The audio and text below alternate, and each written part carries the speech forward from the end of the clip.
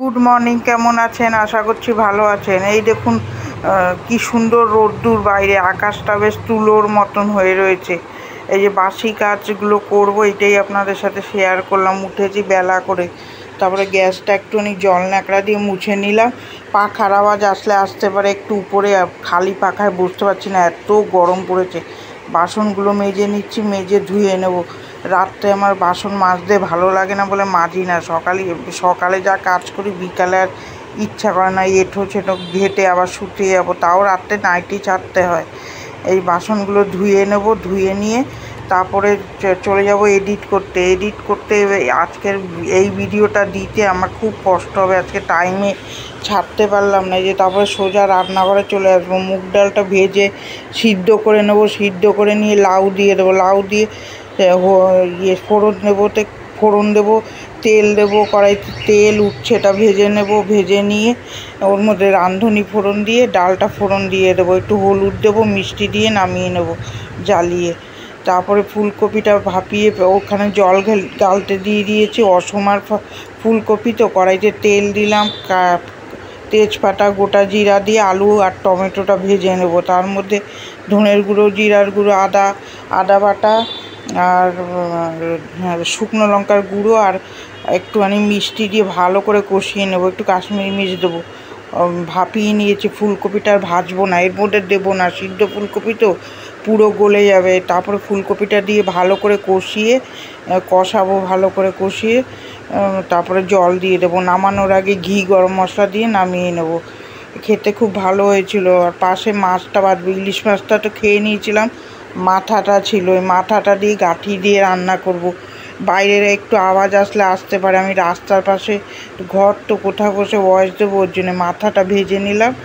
এই ফুলকপির তরকারিতে জল দিয়ে দিলাম।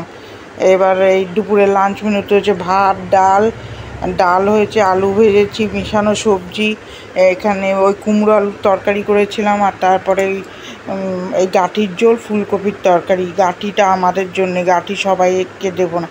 এটা গরম মশলা দিয়ে নামিয়ে নেব। ঘি দিয়ে দিয়েছি, এটা শেয়ার করে নিই। গাঁঠির ঝোলটা বসাবো, কড়াইতে তেল দেবো, রাঁধুনি ফোড়ন দিয়ে গাঁঠিটা ছেড়ে দেবো, আলু দেবো না। এর মধ্যে ইলিশ মাছের মাথাটা দিয়ে ভালো করে নাড়াচাড়া করে কাঁচা লঙ্কা দিয়ে জল দিয়ে দেবো। তারপরে এখানে বাসন মাজতে চলে আসলাম। আজকে এই ভিডিওটা অসময় দেবো, সকালে দেই, সেখানে আজকে 8টা, সাড়ে 8টা বেজে যাবে। একটু ম্যানেজ করে দেখবেন। এই ভিডিওটা আজকে ভয়েস দিতে আমার খুব কষ্ট হলো বলে রাত্রে বসে ভয়েস দিচ্ছি। আর পাশে একটু গাড়ির আওয়াজ আসতে পারে। এই যে গাঁঠির ঝোলটা হয়ে গেল, ওই পাশে ভাত বসিয়েছি। তারপরে সকালের বাসনটাও গুছানো হয়নি, গুছিয়ে নেব। এরকম করেই সারাদিন কাটলো। ওই দিন অনেক কিছু ভিডিও করেছিলাম, কিন্তু ভিডিওর ক্লিপটা সব কেটে দিতে হলো, যেহেতু ওই স্পেস পাচ্ছিল না। তারপরে রান্নাঘরটা মুছে নিচ্ছি। রান্নাঘর মুছে নিলে আজকে ছোট হবে ভিডিওটা, খুব একটা বড় হবে না।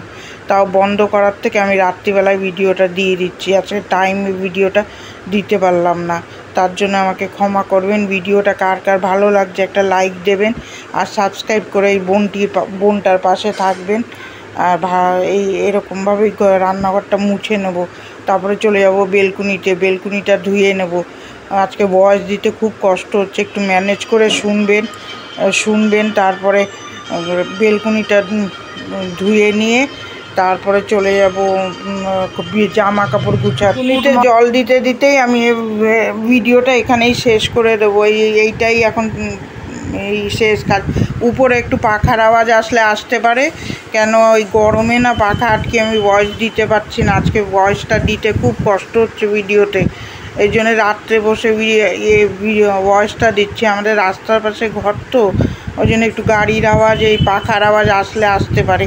এখানে ভিডিওটা এন্ড করে দিলাম। ভালো থাকবেন, সুস্থ থাকবেন। আগামীকাল একটা ভিডিও নিয়ে দেখা হচ্ছে। আপনারা পুজোর মার্কেটিং কীরকম করেছেন কমেন্টের মাধ্যমে জানাবেন। আমাদের এখনও হয়নি, হলে আপনাদের সাথে শেয়ার করব। আর ভিডিওটা ভালো লাগলে একটু কোনো অংশে তাহলে শেয়ার করে দেবেন। একটা শেয়ার করবেন, বন্ধু বান্ধব আত্মীয় স্বজন কাছে ভিডিওটা শেয়ার করে দেবেন।